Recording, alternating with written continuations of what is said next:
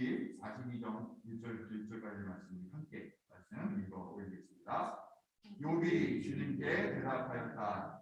주님께서는 못하시는 일이 없으시다는 것을 이제 저는 알았습니다.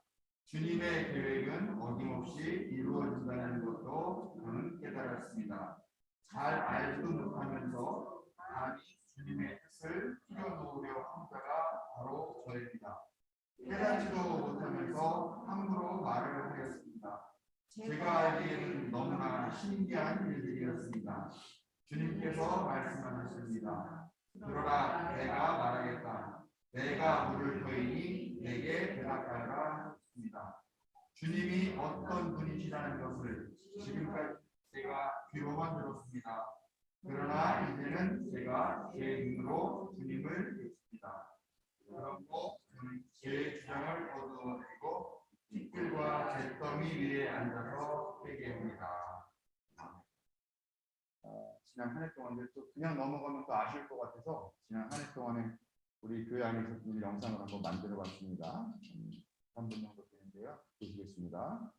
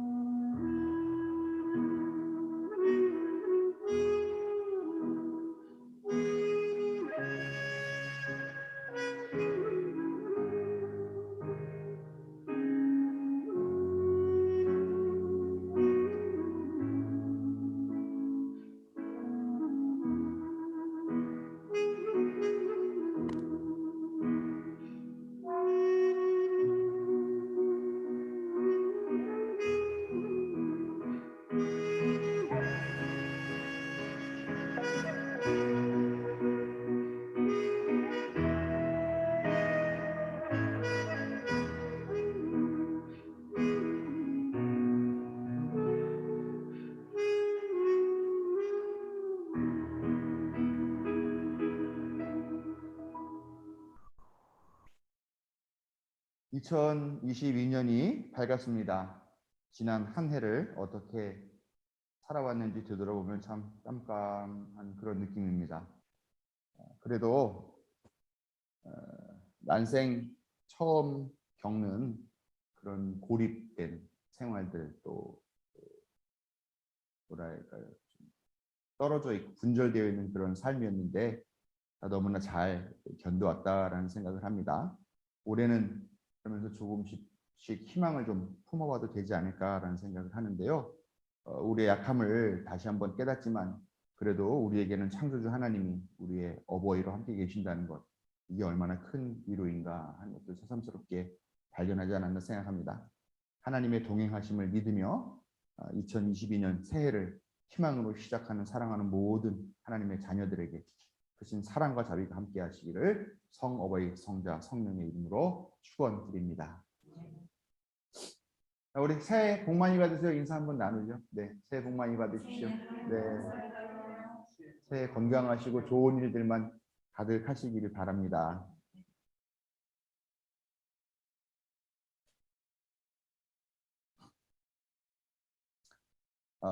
무엇을 하시면서 2월 31일과 1월 1일 그 넘어가는 그 시간에 보내셨어요?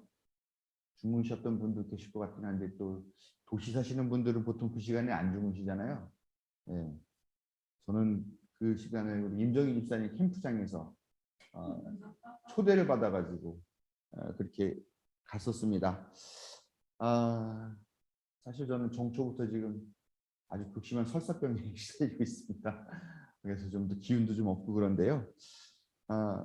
아무튼 그 자정 카운트다운 그렇게 하고 또 캠핑장 가서 이렇게 보니까 온라인으로라도 좀 송우영신 예배를 드렸으면 어떨까 하는 그런 생각이 좀 살짝 들긴 좀 들었습니다. 그래도 각자 여러분들이 각자 계시는 자리에서 가장 또 좋은 방법으로 나름대로 한 해를 평가하시면서 또 새해를 여러 가지 다짐과 결단으로 맞이하시고 계시구나라는 그런 생각을 했습니다.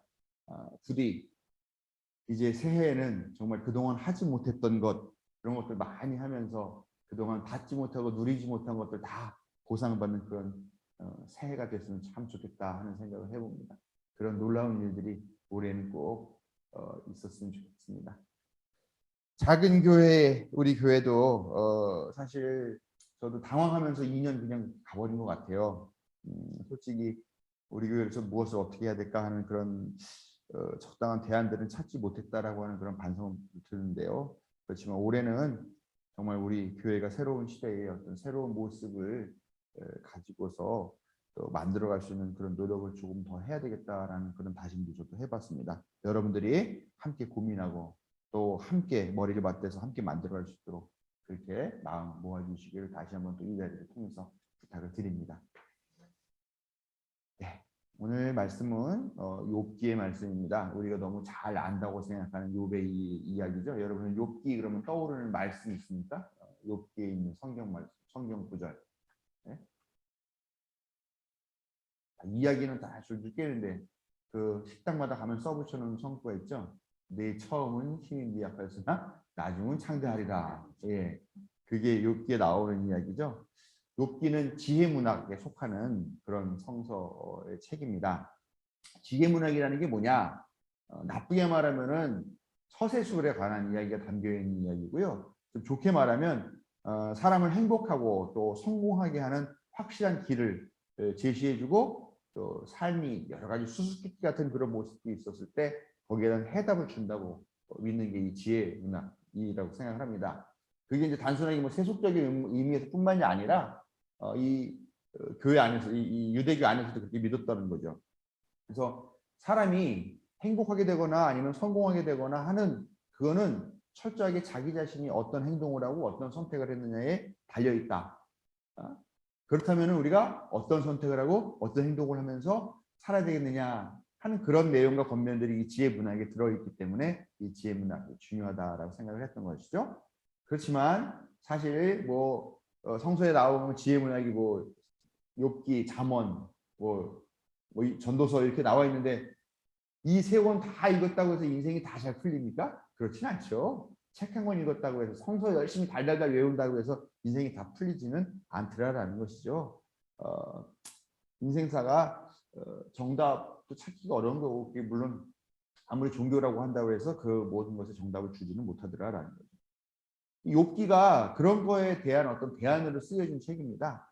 욥기가 쓰여진 거는 바벨론 포로기 이후 이제 자기가 살던 곳에서 이렇게 푹 퍼가지고 낯선 땅에 갑니다. 근데 그 백성들 다 한 자리에 모아놓은 게 아니라 요만큼은 여기, 요만큼은 저기, 요만큼은 이쪽 이렇게 해서 흩어지게 해놓은 그런 세상을 살게 되는 거죠.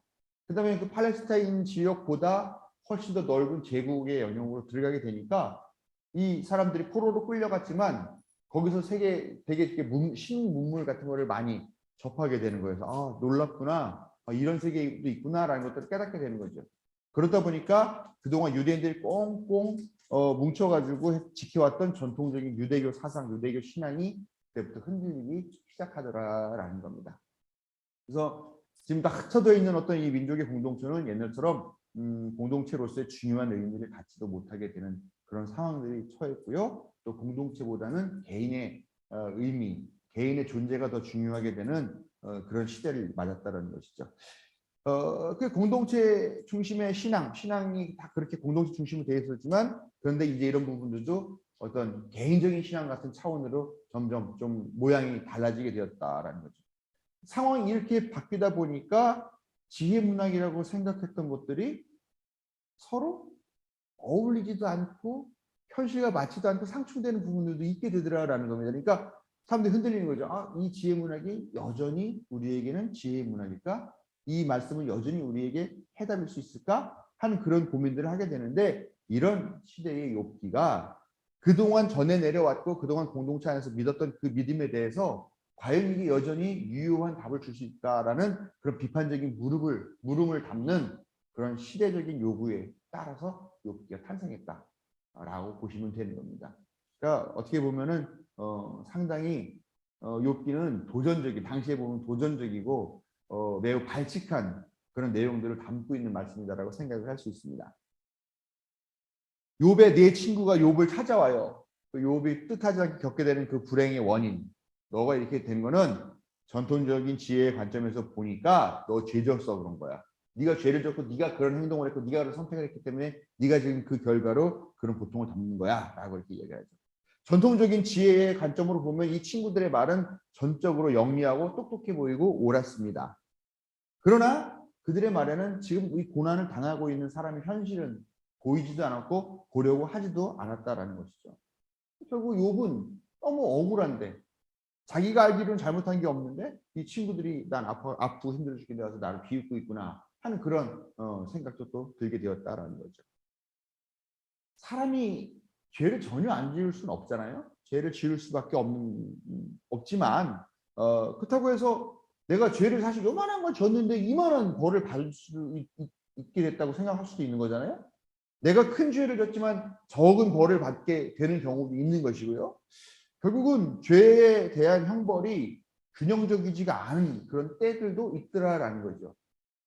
욥은 그렇게 생각하는 거죠. 그러니까 내가 죄를 당연히 졌어. 그렇지만 내 죄가 지금 이렇게 우리 자식들 다 죽고 마누라 떠나가고 살림 다 거덜내고 지금 온몸이 다 이렇게 욕창이 나가지고 내가 이거 기와장으로 긁으면서 할 정도의 그 정도의 죄를 내가 지었단 말이야? 나는 용납할 수가 없어. 나는 수긍할 수가 없어. 라고 항변을 합니다. 그렇지만 친구들은 그 말을 믿지 않고 너가 죄를 숨기는 게 있구나. 잘 기억해봐. 네가 기억하지 못한 죄가 있을 거야. 라고 이렇게 계속 주장을 하는 거죠. 이런 이야기를 계속 엎치락뒤치락 서로 논쟁하는 게 욥기 37장까지 쭉 이어집니다. 1장부터요. 그러다가 38장부터는 하나님께서 직접 등장하셔서 이 네 사람 다섯 사람을 꾸짖는 거예요. 그래서 막 질문을 하십니다. 내 말을 들어라. 내가 이거 하는데 너 알아? 너 이거 이렇게 왜 세상이 이렇게 된 건지 알아? 알아? 다 아무 말도 못하고 모른다고 얘기를 하죠. 결국 욥기의 주제는요. 이 42장까지 있지만 간단해요. 인간이 인생사에 대해서 제대로 아는 것이 없다는 것을 알아라. 라고 하는 것이 바로 이 욥기의 주제이자 결론이다. 그러니까 잘난 척하고 그만한 척 하지 말고 그냥 하나님의 그 크신 뜻 앞에 겸손하게 머리를 조아려라 라고 하는 그런 내용이 있는 것이죠.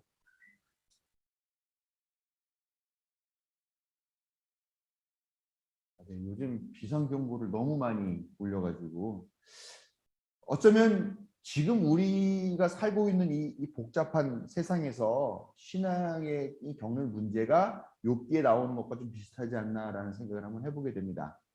어려서부터 자연스럽게 우리가 다 교회에 나가면서 그 교회라는 울타리 안에서 성장했죠. 그런데 지금 우리가 겪는 시대는 너무나 많이 달라진 그런 시대를 경험하고 있다는 것이죠. 우리가 이 성장하고 자라났던 이 교회 공동체라고 하는 것은 용납되지 않는 게 있어요. 바로 뭐냐, 불신, 의심 이런 것도 용납이 되지 않아요. 근데 우리가 불신까지는 아니더라도 이해하지 못하는 것, 그 다음에 전적으로 동의하기 어려운 것, 그런 태도를 가질 때 이 공동체는 바로 낙인을 찍고 불쌍하다고 얘기하고 신앙을 회복하라고 그렇게 촉구를 하는 거죠. 그러다 보니까 결과적으로는 이 젊은 세대들이 이 교회를 등지고 떠나가게 되더라. 자의반, 타의반, 추방당하고 이탈하게 되는 그런 상황이 된 것이 아닌가라는 생각을 이 말씀을 읽으면서 하게 되었습니다. 며칠 전에 제가 한번 문득 그런 생각을 했어요. 이 세상이 얼마나 복잡다단해졌는가. 과거 부모님 시대랑 제 세대랑 또 우리 아이 세대 이렇게 한번 좀 비교를 한번 해봤어요. 지금도 그런 것 같아요. 우리 부모님 세대는 먹고 자고 입고 의식주의 문제, 그 다음에 거기에 하나가 더 추가가 된 게 있죠. 삶의 목적, 자식들 공부시키는 것.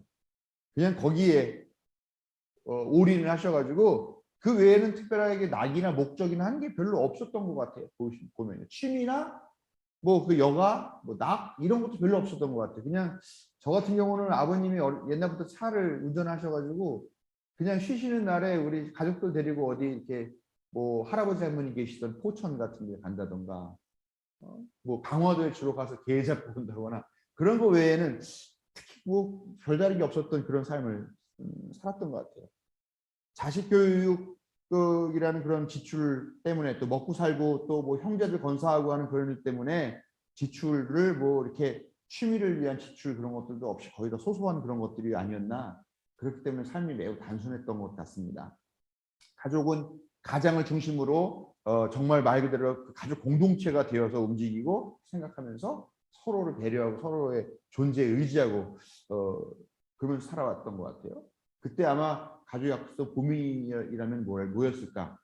쌀독에 쌀이 떨어지지 않았을까? 아니면 쌀밥은 먹을까? 보리밥은 먹을까? 밀가루를 먹을까?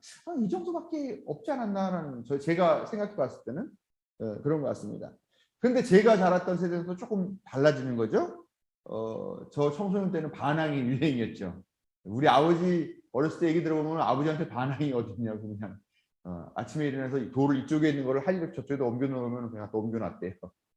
또 다 옮겨 놓으면 다시 그쪽 갖다 놓으라 그랬대요. 왜 그러나 했더니 놀면 뭐하냐 그렇게라도 일을 해야 된다. 그런 말도 안 되는 상황도 그 순종하면서 하셨다 그러는데 저희 세대는 약간 뭐 반항도 약간 유행인 그런 세대가 아니었나 생각이 듭니다. 고등학교 교육까지는 자기가 그렇게 조금만 성의를 보이면 다 받을 수 있는 그런 기본적으로 받을 수 있는 그런 세대였었고 취업도 그렇게 어렵지 않았죠. 뭐 대학만 나왔다 그러면 다 웬만하면 대기업, 대학을 나오지 못했다 그래도 웬만한 중소기업에 다 가가지고 자기 가족을 꾸릴 수 있을 만한 그런 상황이 되어 있었던 것 같습니다. 취미생활도 저는 뭐 당시에 당구, 뭐 볼링, 뭐 이런 취미생활 하는데 좀 지출도 할 수 있는 그런 여력이 있었지 않나 생각이 됩니다. 그리고 가족보다는 친구나 지인, 어떤 공통적인 관심사를 갖고 있는 사람들의 모임이 주는 그런 영향력이 더 컸던 것 같고 부모님의 세대는 먹고 자고 입고 자식들 공부시키는 거다가 인생의 목적이었다면은 제 시대 때는 먹고 입고 자고 자식들 공부시키는 것 플러스 놀고 라고 하는 그런 여흥의 문화가 목적이 하나가 더 추가된 그런 선택의 폭이 넓어진 그런 시대를 살지 않는 생각이 듭니다. 문제는 제 자녀들 세대죠. 아니면 그 이후의 세대들. 문제는 그들에 대한 이해력이 제가 부족하다는 거입니다. 뭐 여러분들 다 비슷할 것 같긴 한데요. 이들은 완전히 다른 세대죠. 가족이라는 공동체는 거의 완전히 무의미해졌습니다. 이거는 뭐 집에 누가 들고 나는지 뭐 몰라요. 그냥 방구석에 처박혀가지고 나오지도 않고 들어오지도 않고. 예? 볼일 있으면 후딱 나갔다 들어오고 그냥 뭐 들어왔다는 얘기도 안 하고 이런 일들이 많죠. 그 오죽하면 텔레비전 선전에서 아버지가 퇴근을 하고 왔는데 아무도 안 반겨주고 개가 뛰어나서 헥헥거리면서 반가워하니까 네가 나를 이렇게 반가워하는데 너가 왜 이딴 걸 먹어? 하는 그런 개밥 선전하는 광고도 나올 정도로 그게 오늘날의 현실이 돼버렸는데 가족이란 공동체는 이제 정말 무의미해졌죠. 그다음에 놀고라고 하는 그런 새로운 목적이 하나 추가됐는데 이 친구들한테는 이게 종류가 되게 많았어요. 논다라는 거에 대한 내용들이. 근데 그렇게 많이 복잡 다양해졌음에도 불구하고 수많은 종류의 취미생활이 등장했음에도 불구하고 어떻게 보면 참 빈곤하다고 느끼는 게 제일 많이 몰두하고 있는 게 인터넷, 스마트폰, 유튜브 이런 것들. 내가 그냥 하루 종일 보고 있죠. 요즘 애들은 TV도 안 봐요. 요즘 애들은 다 이것만 보고 자기가 보고 싶은 것만 봐요. 그래서 드라마 얘기를 같이 할 수가 없어요. 가끔 우리 아들들이 그럽니다. 왜 저런 이상한 거를 보고 있냐고.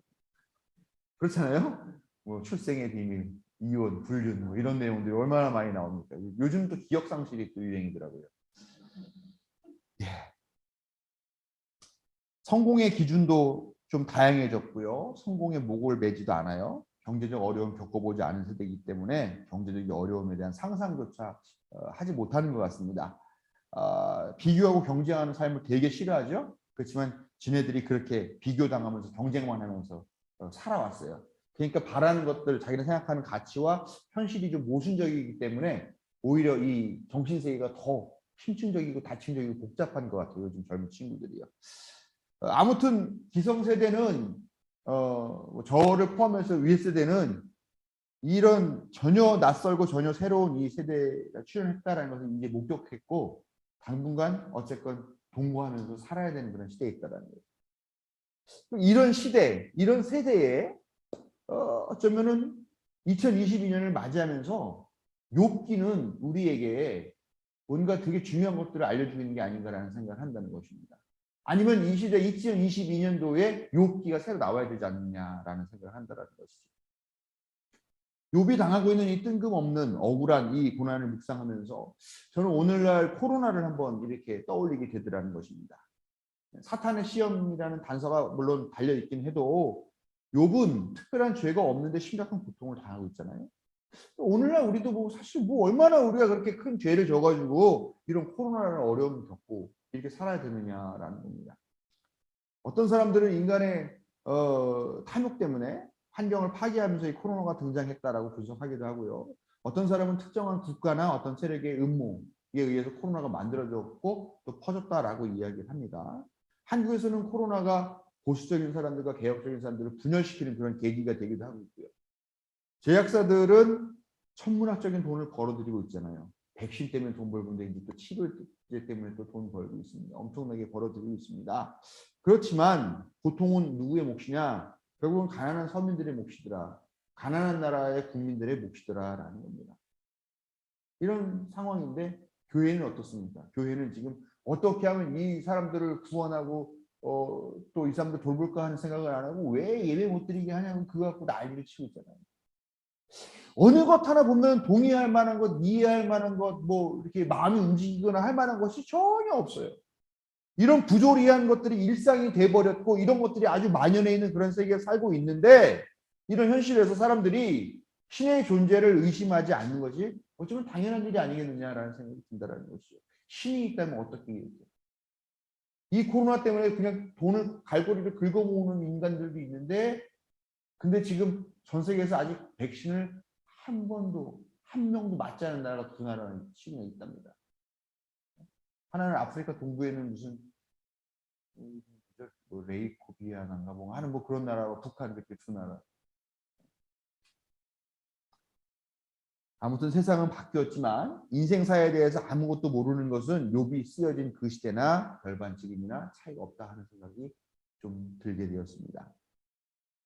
욥기는 욥의 입술을 통해서 새로운 세대를 제대로 살아가는 방법을 전하려고 하고 있습니다. 그게 바로 뭐냐? 오늘 말씀대로 눈으로 보라라는 겁니다. 욥은 그동안 귀로만 하나님의 말씀을 들었습니다만 이제는 눈으로 내가 주님을 봅니다라고 그렇게 고백을 하고 있어요. 귀로만 들었을 때는 내가 뭘 잘못해서 난 죄진 게 하나도 없어라고 생각하고 내가 이 세상의 이치 다 알아. 하나님의 섭리 다 알아. 라고 그렇게 생각했다라는 거예요. 그렇게 확신했다라는 겁니다. 그런데 눈으로 보게 되니까 내가 그동안 알지도 못하면서 잘난 척하면서 떠들었던 그 이야기, 그 주장들을 내가 다 거두어들이지 않을 수가 없겠구나. 부끄러워. 쪽팔려. 내가 얼마나 하나님 앞에 지금 불경스러운 일을 했어. 아이고 큰일 났다 하는 그런 죄책감 때문에 티끌과 잿더미 위에 앉을 수밖에 없다고 고백을 한다는 것입니다. 이게 본다라는 것과 듣는다라는 게 상징적인 의미예요. 뭐냐? 듣는 거는 수동적이잖아요. 예? 내가 안 듣고 싶다고 안 듣는 게 아니잖아요. 그죠? 저절로 들려와요. 그러니까 나를 세뇌시키기도 하고 나에게 어떤 것들을 강제로 이렇게 인식시킬 수도 있잖아요. 그러나 보는 건 어떻습니까? 내가 보기 싫으면 눈꺼풀만 살짝 내리면 돼요. 제 쌍꺼풀 잘 됐나요? 눈만 감으면 그냥 다 안 볼 수가 있는 거잖아요. 상당히 능동적이다라는 겁니다. 듣는 것은 자의가 아니라 타의적이지만 보는 것은 자의적이라는 겁니다. 즉 인생은 수동적인 남들에 의해서 타의에 따라 산다라고 한다면 더욱더 알 수 없고 미궁에 빠질 수밖에 없고 그 인생이 무가치하게 될 수밖에 없다라는 것입니다. 신앙도 마찬가지라는 거예요. 하나님이 창조주셔, 하나님이 아버지셔, 하나님이 어머니셔, 예수가 우리를 구원하실 그리스도 구세주셔 라고 하는 것, 이거 누가 말해줘서 이거를 듣기만 한다고 한다, 우리의 신앙은 전혀 능동적으로 될 수가 없다는 거예요. 어떤 사람이 정말 낙원 같은 데 갔습니다. 파라다이스 갔습니다. 갔는데 너무너무 좋고 신기한 많이 보고 왔어요. 와가지고 그 사람들한테, 동네 사람들한테, 야 내가 갔다 왔는데 이러이러한 얘기가 있어. 사람들이 다 신기해가지고 막 귀를 쫑긋, 그런 곳이 있어? 그러면서 그 사람이 얘기하는 걸 받아 적기 시작해요. 야 거기 어떻게 생겼는지 좀 얘기 좀 해줘. 그러면 동쪽으로 몇 킬로 정도 가면 뭐가 있고 하니까 그 말을 토대로 지도를 만듭니다. 이 사람이 죽고 난 다음에는요, 낙원에 대한 이야기 자체는 없고요, 그 받아 적은 것, 그 받아서 그려놓은 그 지도, 그것이 낙원에 대한 성경이 되더라라는 겁니다. 그리고 그걸 가지고 갑론을박을 해요. 가보지도 못한 사람들이 여기가 많다 저기가 많다. 듣는 것의 한계예요. 낙원에 다녀온 사람의 이야기를 듣는 것은 그저 상상으로 그치지만 직접 가서 보는 것은 분명한 직관을 얻게 하고 확고한 경험이 된다는 것입니다. 종교적인 지혜가 별다른 지혜의 의미를 갖지 못하게 된다. 그때 직접 하나님을 눈으로 본다라고 하는 것은 새로운 지평으로 나아가는 것을 의미하는 거고요. 더 높은 단계로 올라서는 것을 말하는 거예요. 즉 목사가 떠드는 거 그 얘기만 의지하지 마시라는 얘기예요. 텔레비전에서 또 그런 종교 채널에서 얘기하는 거 그것만 의지하지 말라는 겁니다. 여러분들이 직접 보시라는 거예요. 직접 느끼시라는 겁니다.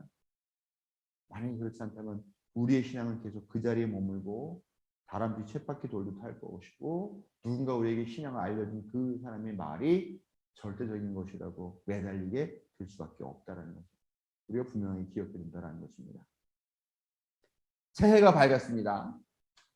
이 새해가 어떤 사람에게는 한 20번째 맞는 그런 새해일 수도 있겠지만 어떤 사람에게는 한 50번째, 한 70번째 맞는 그런 새해일 수도 있습니다. 그러나 우리가 눈을 떠서 보지 못하고 맞이하는 새해라고 한다면, 우리가 듣기만 하는데 머물러 있는 그런 새해라고 한다면 우리의 신앙은 여전히 젖먹이나 아니면 타인이 주는 것이나 받아먹는 그런 의존적인 존재일 수밖에 없다는 것이죠. 그러나 우리가 눈을 떠서 보고자 한다면, 그래서 본다면 우리는 비로소 우리가 어떤 존재인지를 깨닫게 될 것입니다. 비록 그것이 욥처럼 부끄러운 주장한 거에 대해서 쪽팔려 걷어들일래 하고 그렇게 생각하는 거나 아니면 티끌과 잿더미 위에 앉아가지고 회개하는 그런 것이라 할지라도, 그러나 그렇게 직접 본 것은 우리의 신앙의 진보이고 성장이라는 것을 우리가 분명히 알아야 되겠다는 것입니다. 그 고백 이후에 욥이 어떻게 변했어요? 욥의 삶이 다시 아주 풍성해졌어요. 아주 풍요로워졌어요. 단순하게 물질, 새마누라 얻고 자식들 더 많이 나가지고 옛날보다 더 많은 재산, 그런 것만을 의미하는 것이 아닙니다. 비로소 욥은 흔들리지 않는 자기의 눈으로 볼 수 있는 그런 신앙인으로 거듭나서 하나님 앞에 서게 되었다라는 것이죠. 신약도 보면은 예수님에 관한 그 복음서 보면 그런 말이 나와요. 예수님 많이 얘기하십니다. 와서 보라. 와서 보라는 거예요. 예수에 대한 소문이 이렇고 하는 것만 듣는 것을 끝나지 말고 와서 보라라고 얘기해요. 2022년을 맞이하는 우리 좋은 만남 교우들은 눈을 떠서 보고 성숙한 단계로 나아가는 그런 능동적 신앙인이 되시기를 바랍니다. 우리가 우리 삶의 주인이 되고 주체적으로 설 때에 비로소 하나님 앞에서 선 우리 자신을 발견하게 된다는 것을 깨닫고 2022년을 맞는 성도 여러분들에게 하나님의 특별하신 인도하심이 함께 하시기를 축원드립니다.